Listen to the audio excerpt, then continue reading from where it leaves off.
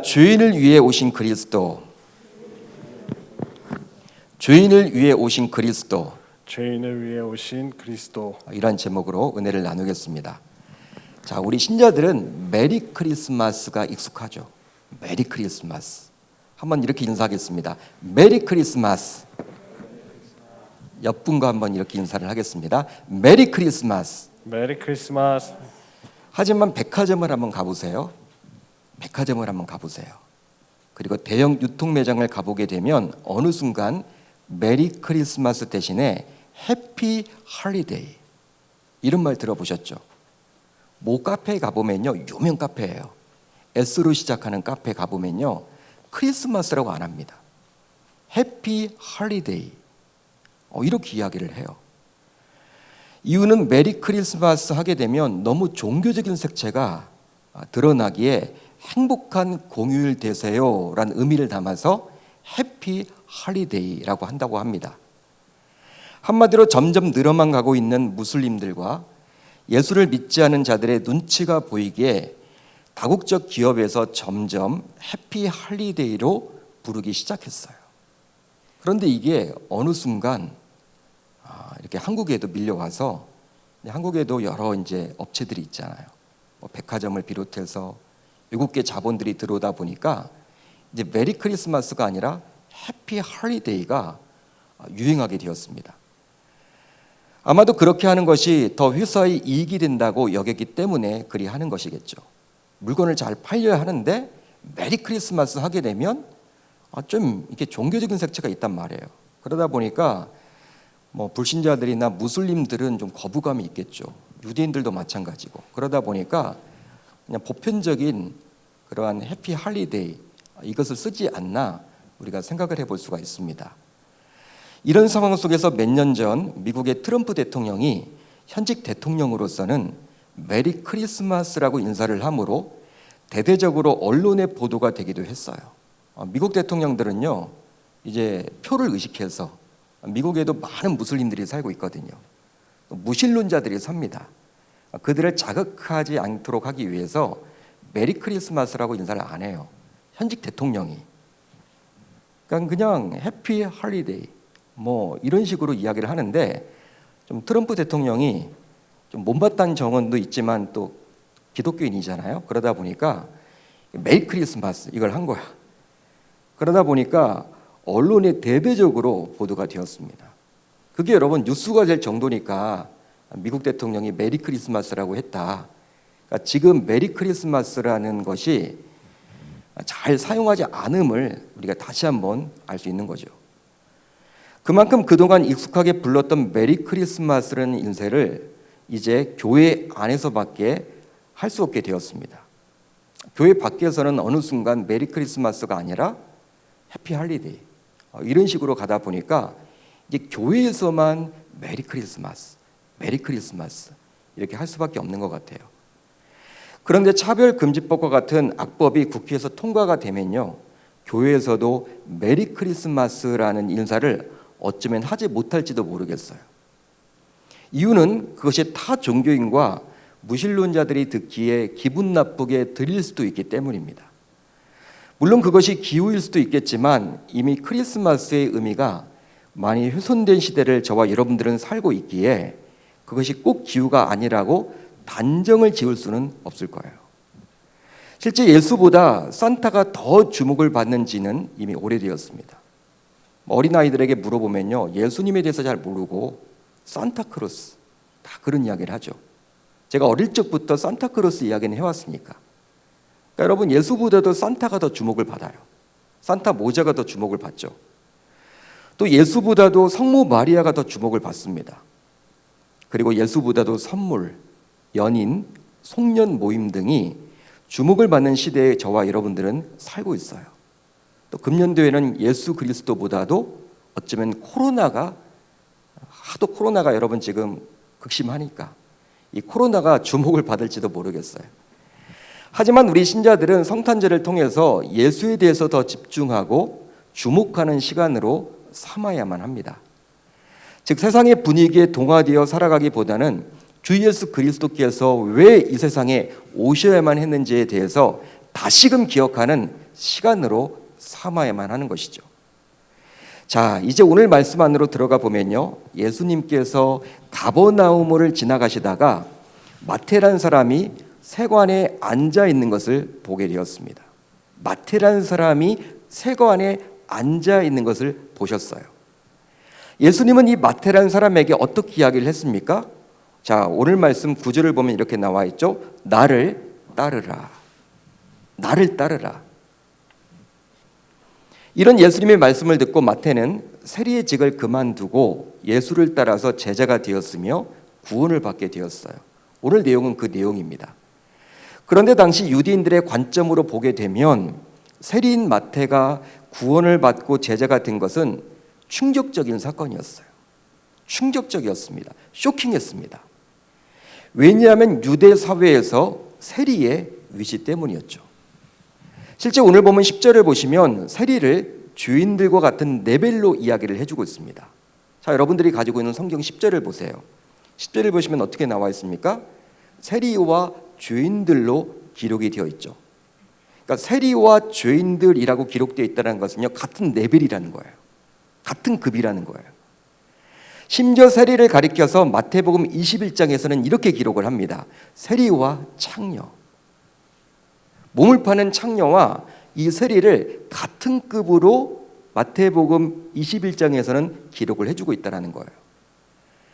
따라서 유대 사회에서 세리는 결코 환영받을 수 없는 위치였습니다. 직업이었죠.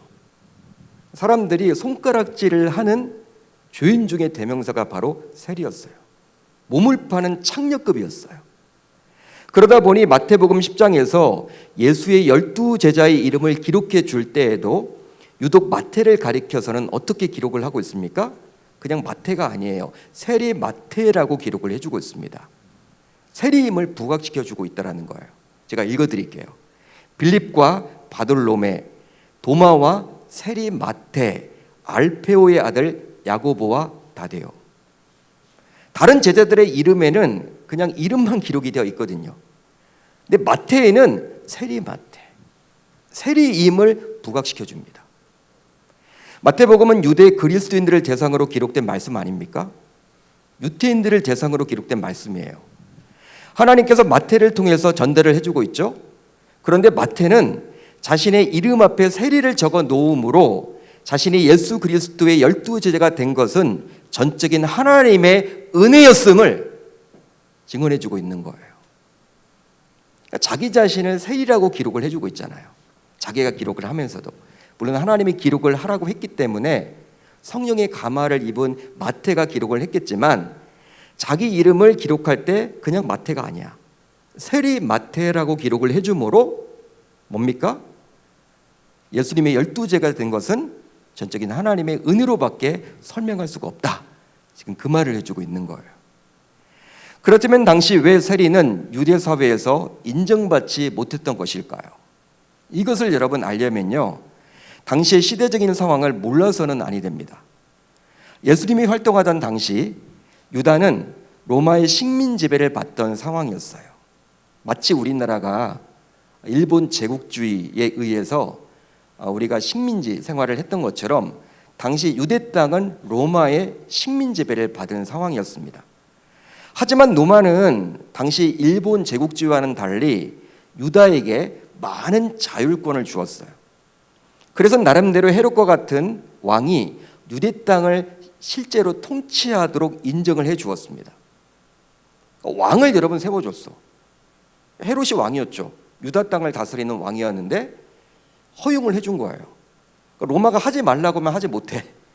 그런데 자치권을 그만큼 준 거예요. 우리나라는 다르죠. 우리나라 왕을 피했잖아요. 고종을 피하고 조선 총독부라는 총독부를 세워서 직접 식민 지배를 했던 그러한 시대와는 다르게 로마는 좀 느슨하게 유다 땅을 좀 다스렸습니다. 하지만 로마는요, 군사, 외교, 중요 재판, 세금 징수에 있어서만큼은 로마가 친히 관여를 했습니다. 다른 것들은 다 헤롯이 하라고 했지만 제가 말씀드렸던 군사 부분, 외교적인 부분, 중요 재판, 또 세금 징수만큼은 아주 중요한 것이기 때문에 로마가 간섭했어요. 그런데 군사와 외교와 중요 재판은 로마에서 파견된 총독이 친히 행했으나 이 세금 징수만큼은 로마에서 유대인들 가운데 일부를 뽑아서 그들로 하여금 행하도록 했습니다. 이유가 있는데요.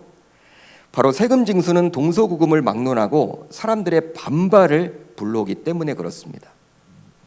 여러분들 가운데 정부에서 세금을 걷는다.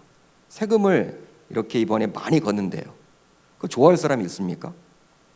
지금 뭐 가진 사람들 되게 힘들어 하잖아요. 뭐 종부세가 늘었다. 예? 여러분 이런 이야기 많이 듣잖아요. 갑자기 집은 다 올려놓고 정부가 뭐 세금은 또 다 가져가냐. 가진 사람들은 또 그런 이야기를 해요. 여러분 뭐냐면 세금 징수를 한다. 좋아할 사람은 아무도 없어요. 아무도 없다라는 거예요. 그러니까 세금을 여러분 정부에서 이렇게 올린다는 거 쉬운 일이 아닙니다. 그러니까 로마에서도 세금을 걷어야 되겠죠. 식민 지배를 하고 있으니까.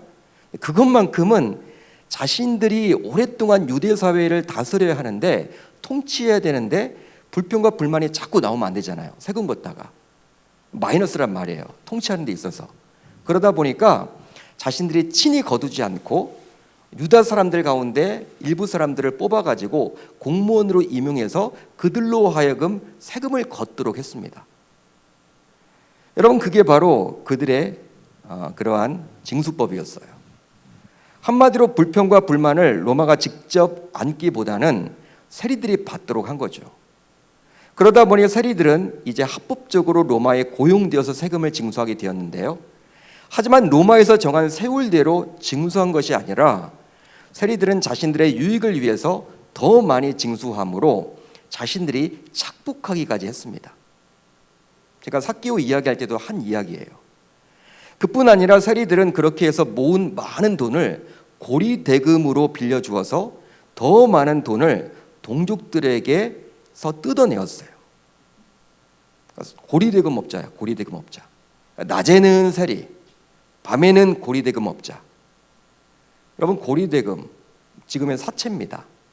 금융권에서 돈을 못 빌리는 사람이 사채를 쓰죠. 여러분 많은 이자를 지불해야 되죠. 사채를 여러분 돈 많은 사람들이 씁니까? 그거 아니죠. 가난하고 힘들고 어려운 사람들이 주로 쓴단 말이에요. 당시도 여러분 유대 사회에서도 이 고리대금을 쓸 정도면 진짜 하루 인생 가난한 사람들이야. 그런데 세리들이 자신들이 그냥 불렸던 그 재산을 또 고리대금을 줘가지고 동족들의 재산들을 다 여러분 빼앗은 거야. 여러분 그러기 때문에 동족들에게 더 큰 아픔을 안겨줬습니다. 그것으로 인해서. 그러기에 유대인들은 동족들에게 해악을 끼치는 세리를 좋아할 수가 없었죠. 당연히 좋아할 수가 없었죠. 적이 많은 거예요. 적이. 한마디로.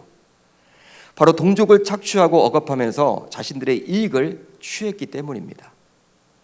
실제로 하나님께서 주신 율법을 보게 되면 동족을 불쌍히 여겨야만 하고요. 또 동족에게서는 이렇게 이유를 받아서는 안 돼요. 그러니까 돈을 빌려줄 수는 있어. 그렇지만 세금을 받아서는 안 돼. 이자를 받아서는 안 된단 말이에요. 그게 유대 율법에 나와요. 그런데 이런 율법까지도 어겼기에 당연히 유대 사회에서 세리의 위치는 결코 환영받을 수가 없었습니다. 그러니까 손가락질을 받을 수밖에 없었죠. 그렇다면 이 마태는 어떻게 세리라는 직업을 갖게 되었을까요? 당시 세리는 자신이 하고 싶다는 마음이 없다면 세리직에 지원하지도 않았을 것이기에 마태가 스스로 자원했을 것으로 추측해 볼 수가 있습니다. 유대 이렇게 문헌들을 보게 되면 그 당시 세리를 뽑을 때 이렇게 일정의 그러한 시험도 봤다 그래요. 유대인들이 지원할 거 아닙니까? 돈을 벌 수 있는 계기니까. 신앙보다도 돈을 벌 수 있는 계기. 사람들이 혹하겠죠. 그러다 보니까 일정의 시험을 치렀다 그래요. 그러니까 자기가 하기 싫으면요 할 수 없는 것이 바로 그런 세리 공무원이었어. 당시. 그렇기 때문에 마태가 세리였다라는 것은요 이미 자기가 자원해서 세리 시험을 봤음을 우리가 합리적으로 추론해 볼 수 있는 것이죠. 하지만 오늘 본문과 병행 구절을 보십시오. 마가복음이나 누가복음을 보게 되면 마태를 가리켜서 알페오의 아들 레위라고 이야기를 합니다. 알페오의 아들 레위라고 이야기를 해요. 따라서 마태는 레위 족속 출신이었음을 알 수가 있는 거예요. 이름을 레위라고 지었다는 것은요, 레위 지파 출신이다 이런 뜻입니다. 그러기 어릴 적부터 성전 중심의 삶을 살도록 교육을 받았었겠죠. 분명히 받았었겠죠. 실제로 모세를 비롯하여 모세의 형이었던 아론도 모두 레위 지파였습니다. 하나님께서는 레위 지파로 하여금 성전에서 일할 수 있는 특권을 주셨는데요. 그러기에 레위 지파 출신은 제사장으로서 또 제사장을 돕는 레위인으로서 성전에서 하나님께 제사를 드리는 것에 집중해야만 했기에 다른 지파들과는 차원이 다른 특별 교육을 어릴 적부터 받아와야만 했어요. 특별한 여러분 지파가 바로 레위 지파입니다. 그러다 보니까 하나님께서는 이 레위 지파에게 땅도 분배하지 않았죠. 땅을 분배하지 않았어요. 다른 지파에게는 다 땅을 줬거든요. 그래서 백성들이 그곳에서 농업과 목축업을 통해서 경제 활동을 하도록 했지만 레위 지파는 성전에서 하나님의 일을 감당하는 거다. 하나님께 예배드린 것에 집중해라. 이렇게 의미를 부여했기 때문에 땅을 주지 않았습니다. 그렇다면 뭘 먹고 살았습니까? 바로 다른 지파에서 농업과 목축업을 통해서 얻은 소득의 10분의 1을 떼어서 레위 지파에게 주어서 레위 지파로 하여금 먹고 살도록 했던 것이죠. 지금의 여러분 목회자들도 마찬가지죠. 여러분들이 헌금한 11조를 가지고 이제 우리들은 생활을 한단 말이에요. 목회자들은. 그게 성경적인 바로 여기에 바탕에서 이루어진 거예요. 자, 어디에 나와 있느냐? 다음의 말씀인데요. 너는 곡식과 포도주와 기름의 11조와 내 소와 양의 처음 난 것과 내 서원을 갚는 예물과 내 낙헌 예물과 내 손의 거제의 물은 내 각 성에서 먹지 말고, 그러니까 혼자 먹지 말고 오직 내 하나님 여호와께서 택하실 곳에서 내 하나님 여호와 앞에서 너는 내 자녀와 노비와 성중에 거주하는 레위인과 함께 그것을 먹고, 레위인과 함께 그것을 먹고, 또 내 손으로 수고한 모든 일로 말미암아 내 하나님 여호와 앞에서 즐거워하되 너는 삼가 내 땅에 거주하는 동안에 레위인을 저버리지 말지니라. 아멘. 하나님의 말씀이에요. 자, 이 구절은 하나님께서 이스라엘 백성들에게 친히 당부해 주신 말씀인데요. 이렇게까지 한 것은 바로 레위 지파는 세상의 욕망보다도 더욱더 하나님만을 바라보라는 하나님의 뜻이 담겨져 있는 것이죠. 그러니까 세상보다도 하나님께 더 집중하라는 의미가 거기에 담겨져 있는 거예요. 저에게 주신 말씀이고 오늘날 여러분들에게 주신 말씀이에요. 만인 대제사장설. 여러분 구약 시대는 아니잖아요. 지금은. 그러니까 제사장들에게만 주신 말씀이 아니라 하나님을 믿는, 하나님께 직접 나아갈 수 있는 신자인 여러분들에게 주신 말씀입니다. 하나님에게 더욱더 집중해라. 하지만 오늘 본문을 보게 되면 어떻게 되었는지 마태는 레위 지파로서의 영적 자부심과 신앙 대신에 세리가 되어서 물질을 추구했습니다. 한마디로 돈의 노예가 되어서 하루하루 살았던 거예요. 특이하죠? 그러기에 세리 마태는 당시 죄인 중에 죄인이었습니다. 즉 유대인들의 입장에서뿐만 아니라 하나님의 입장에서도 죄인이었어요. 여러분, 저는 이런 세리 마태를 보면서 신자인 우리들의 모습을 떠올려 보았습니다. 한번 생각해 봤어요. 실제 우리도 세리 마태와 같이 오랫동안 신앙생활을 해왔고, 그리고 입술로는 지금도 여전히 하나님 중심의 삶을 살아내야 한다라고 연신 고백을 합니다. 그거 부정할 분 아무도 없어요.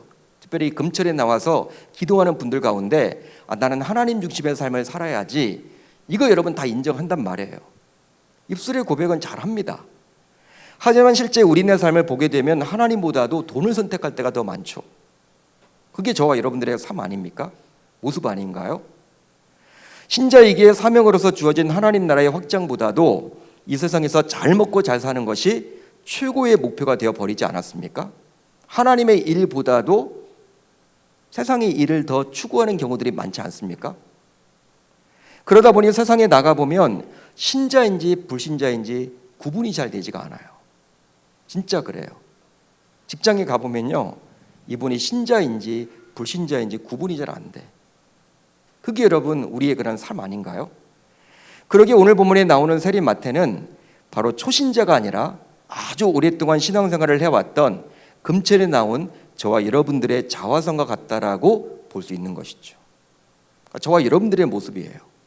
세리 마태의 모습이 신앙을 버린 거죠. 하나님을 버린 거죠. 돈을 쫓아간 거죠. 레위 지파라는 자부심을 버린 거죠. 그냥 돈 하는 그런 인생을 추구하는 삶의 대명사. 그게 바로 이 시대를 살아가고 있는 저와 여러분들의 모습. 그걸 지금 그려주고 있습니다.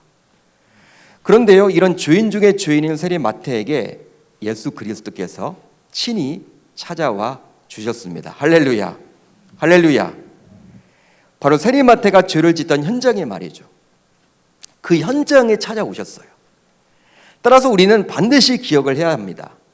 그것이 바로 무엇이냐면, 바쁜 삶의 현장에서 우리가 행여나 하나님을 놓치고 살아가더라도 하나님께서 친히 찾아오셔서 말씀해 주실 수도 있다는 사실이에요. 그러니까 교회 안에서만 하나님이 계신 것이 아니라 우리의 그런 삶의 현장에서, 그것이 가정이든 생업터이든 아니면 직장이든 학교이든 어느 곳이든지 하나님께서는 직접 찾아오셔서 말씀해 주실 수도 있다는 사실입니다. 그러니까 우리는 하나님을 가둬놓아서는 안 돼요. 그러니까 성전 안에 우리는 가둬놓는단 말이에요. 그러니까 교회에서는요, 그래 결단하죠. 말씀 듣고 은혜 받았다. 그렇게 해야지. 결단하는데 돌아가는 순간부터 이제 다 잊고, 교회 안에서의 하나님과 교회 밖에서의 하나님이 다른 것 같아. 자꾸 우리는 하나님을 교회 안에서만 가두는데, 오늘 말씀 보세요. 성전 안에서 하나님이 지금 말씀하신 것이 아니라, 예수님이 계신 것이 아니라 그들이 죄를 짓고 있었던, 마태가 죄를 짓던 현장이었던 이 세관에 직접 예수님이 찾아오셨다는 사실이에요. 그러게 신자로서 교회에서의 모습과 삶의 현장에서의 모습이 달라서는 결코 아니 되겠죠. 즉, 내가 살아가는 삶의 현장에도 친히 우리 주님이 찾아오실 수 있기 때문에 우리는 항상 교회 안에서만 하나님을 찾는 인생이 아니라 교회 밖에서도 동일하게 하나님을 찾는 인생이 되어야 할 줄로 믿습니다. 만날 수도 있기 때문에. 그렇다면 왜 예수님은 세리 마태의 직전까지 찾아오셔서 세리 마태를 만나 주셨을까요? 그 이유가 여러분 궁금하지 않습니까? 바로 죄인인 세리 마태를 불러서 구원코자 함이었습니다. 다른 이유가 아니에요. 세리 마태는 죄인이었기에 영적으로 보게 되면 구원받아야만 했어요. 죄인이었기 때문에 구원이 필요했어요. 그러기에 예수님께서는 친히 그 죄인인 마태를 구원코자 찾아온 것이죠. 하지만 당시 유대 바리새인들은 이런 예수를 못마땅하게 여겼습니다. 오늘 말씀을 보게 되면 바로 죄인들과 함께해서는 아니 된다라는 율법 조항을 예수가 어겼고 그들과 식사를 했다라는 이유만으로 바리새인들은요, 예수를 책망합니다. 질책합니다. 실제 10절을 보세요. 마태를 찾아오셨지만 마태의 집에서 식사를 할 때 많은 세리와 죄인들이 그 자리에 함께했죠. 마태만 찾아갔는데 어떻게 알고 사람들이 그 마태의 집에 예수님이 오셔서 식사한다라는 그 이야기를 들었나 봐요. 10절을 보시면 많은 세리들과 죄인들이 예수님과 함께했어요. 그러기에 율법 조항을 모를 리가 없었던 바리새인들이 그 광경을 보고 예수를 책망했던 것이죠. 율법에서는 분명히 나와 있죠. 죄인들과 함께해서는 안 된다. 함께해서는 안 된다. 하지만 예수님께서는 다음과 같이 말씀을 하심으로 자신이 이 땅에 오신 이유를 분명히 언급해 주셨습니다. 자, 오늘 본문 13절인데요. 우리 한번 같이 읽어봅니다. 시작. 나는 의인을 부르러 온 것이 아니요 죄인을 부르러 왔노라 하시니라. 아멘. 나는 의인을 부르러 온 것이 아니요, 누구를 부르러 왔다? 죄인을 부르러 왔노라. 실제로 마태복음 1장을 보게 되면 주의 사자가 요셉에게 나타나서 장차 태어날 예수를 가리켜서 다음과 같이 이야기를 했습니다. 이는 그가 자기 백성을 그의 죄에서 구원할 자이심이라. 그들의 죄에서 구원할 자다. 예수 그리스도를 가리켜서 왜 이 땅에 오셨다라는 거예요? 자기 백성들을 그들의 죄에서 구원하기 위해서 이 땅에 오셨다. 그 말을 해주셨거든요. 그렇습니다. 바리새인들처럼 율법 조항을 잘 지켰기에 스스로 의인이라고 자부했던 자들이 아니라 실제 죄인이었던 세리 마태와 같은 자를 구원코자 우리 주 예수 그리스도께서는 이 땅에 친히 육신을 입고 오셨습니다. 할렐루야. 할렐루야. 그러니까 예수님은요, 죄인들을 구원코자 오신 거예요. 따라서 우리가 교회뿐만 아니라 삶의 현장에서 세리의 마태와 같이 예수를 만나기 위해서는 스스로 죄인임을 인정할 수 있어야 하는 거예요. 왜냐하면 스스로 죄인임을 인정하는 순간부터 말씀이 말씀으로 역사하기 때문입니다. 우리가 여러분 전도를 나가죠.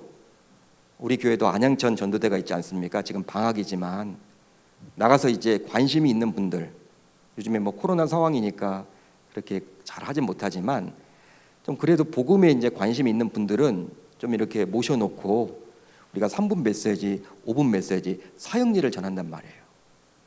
처음에 여러분 전할 때 뭘 이야기합니까? 당신은 죄인입니다. 거기 넘어가야 돼. 그 단계를 통과해야 돼. 당신은 죄인입니다 라고 했을 때 화를 내거나 내가 무슨 죄인이냐고, 나 죄질 그런 짓 안 했다고 뭐 이렇게 퉁명스럽게 이야기하거나 하면요, 더 이상 진도가 안 나가요. 당신은 죄인입니다 했을 때 그거를 순수히 받아들일 때 다음 단계로 넘어가요. 복음이 들어갈 수 있는 거예요. 여러분, 사람도 마찬가지예요. 불신자들도 마찬가지죠.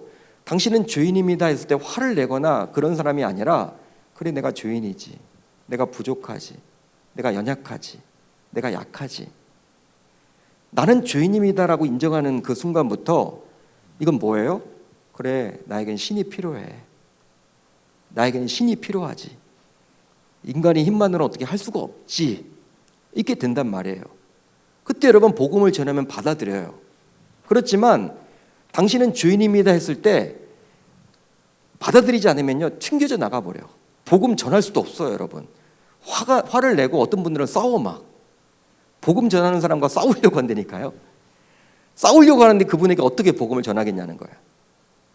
마찬가지예요. 여러분, 예수님은 의인들을 위해서 이 땅에 오신 게 아니에요. 잘 먹고 잘 사는 사람들을 위해서 온 게 아니에요. 잘 먹고 잘 사는 사람이 있더라 하더라도 그분들이 스스로 뉘우치고 회개하고, 그래 나에게는 하나님이 필요하지, 나는 연약하지, 나 혼자 할 수 있는 것은 아무것도 없지, 나는 죄인이야, 이렇게 자신의 연약함을 인정하는 그러한 사람에게 예수님은 필요하다는 거예요. 아마도 마태는 오랫동안 물질만을 추구하며 살아왔지만 항상 마음 한켠에는, 야, 나는 그래도 내윈인데, 어릴 적에 나는 그래도 교회 열심히 다녔는데, 하나님을 믿었었는데, 이렇게 세리짓을 오래 해서는 안 되는데, 아마도 오늘 본문에 나와 있지 않지만 이런 생각을 해오면서 삶을 살아왔을 거란 말이에요. 즉 자신이 죄인임을 인식하며 살아왔을 것입니다. 세리 마태는. 그러다가 예수님께서 나를 따르다 이렇게 했으니 군말 없이 일어나 따를 수가 있었던 것이죠. 여러분, 그러기에 우리가 예수님을 진정으로 만나기 위해서는 항상 자신의 부족함을 인정하며 죄인임을 인식하며 하나님의 은혜가 필요한 존재라는 사실을 분명히 알아야만 하는 것입니다. 바로 그럴 때만이 예수님께서는 세리 마태를 만나주신 것처럼 우리를 동일하게 만나주시기 때문이죠. 실제로 누가복음 18장을 보세요. 18장을 보시면 예수님께서는 바리새인과 세리의 비유를 친히 말씀해 주셨습니다. 바리새인은 스스로 의롭다고 믿고 다른 사람을 멸시하던 자인 반면에 세리는 당시 죄인으로 취급을 받았던 사람이었어요. 바리새인은 성전에서 얼마나 유창하게 기도를 했는지 모릅니다. 성전에 올라가서 같이 기도를 했는데 바리새인들은 얼마나 유창하게 기도했는지 몰라요. 즉 남들의 눈에 띄도록 유창하게 기도를 했습니다. 큰 소리를 질러가면서 고급스러운 언어를 사용하면서 성경을 인용하면서 기도했을 거란 말이에요. 그렇게 함으로 사람들에게 믿음이 좋은 사람이라고 인정을 아마도 당시에 받았겠죠, 이 바리새인은. 반면에 세리는 멀리 서서 감히 눈을 들어서 하늘을 쳐다보지도 못하고 다만 가슴을 치며, 하나님이여 나를 불쌍히 여겨주소서, 내가 죄인입니다. 하나님, 나를 불쌍히 여겨달라고, 나는 죄인입니다. 이렇게밖에 기도하지 않았어요. 이런 세리의 기도는 어떤 의미에서 볼품이 없죠. 그리고 정말 신앙인으로서 드러낼 것이 전혀 없어요. 무식한 기도처럼 보여요. 하지만 놀랍게도 예수님께서는 바리새인이 아니라 세리의 편을 들어주셨습니다. 그 이유가 무엇입니까? 바로 세리가 하나님께 죄인으로서 긍휼을 구했기 때문에, 긍휼을 구했기 때문에. 그래서일까요? 예수님께서는 오늘 보면 13절 상반절에서 다음과 같이 말씀하셨죠. 너희는 가서 내가 긍휼을 원하고 제사를 원하지 아니하노라 하신 뜻이 무엇인지 배우라. 바로 아무리 예배를 드린다 하더라도 예배를 드리는 자가 하나님께 불쌍히 여겨달라는 마음을 갖지 않는 한 하나님께서 그 예배를 통해서 우리를 만나주시지 않는다는 거예요. 여러분, 예배를 형식적으로 드려서는 안 돼요. 매너리즘에 빠져서 드려서는 안 돼요. 예배 드리는 것보다 더 중요한 것은 예배하는 자예요. 예배 드리는 자예요. 우리가 예배를 드리면서 하나님 앞에 불쌍히 여겨달라고, 나는 죄인입니다. 한 주간 동안 정말 지은 죄를 회개하면서 하나님께 은혜를 구하는 그 예배, 그런 자가 드리는 예배를 하나님이 받아주신다는 사실입니다. 할렐루야, 할렐루야. 여러분, 구약시대 지금의 예배가 우리 신자들에게 얼마나 중요합니까? 여러분, 예배 중요하잖아요. 하지만 그 예배보다도 자신의 연약함을 인정하고 하나님께 은혜를 구하는 긍휼의 마음을 갖는 것이 더 중요하다는 것이죠. 여러분, 구약 성경을 보게 되면 순종이 제사보다 낫다. 제사가 중요한데 순종이 더 낫다. 그 말처럼 긍휼하는 마음이 제사보다 낫다는 거예요. 이제 말씀을 정리하겠습니다. 저와 여러분들 모두 이제 성탄절을 앞두고 나는 과연 죄인으로서 하나님 앞에서 불쌍히 여겨달라고 고백하고 있는지 자신의 신앙을 한번 점검해 보았으면 좋겠습니다. 나는 과연 예배를 드리는데 어떤 마음을 가지고 항상 예배를 드리십니까? 주일이 됐네, 예배 드려야지, 뭐 이런 식입니까? 그거 아니라는 거예요. 바로 그런 죄인임을 인정할 때만이 예수님을 만날 수 있기 때문에 우리는 항상 나는 부족하고 나는 연약하고 나는 특별히 죄를 많이 짓는 죄인이기 때문에 하나님의 은혜가 필요하자, 하나님의 은혜밖에는 답이 없다, 이런 마음을 가지고 예배를 드려야 될 줄로 믿어요.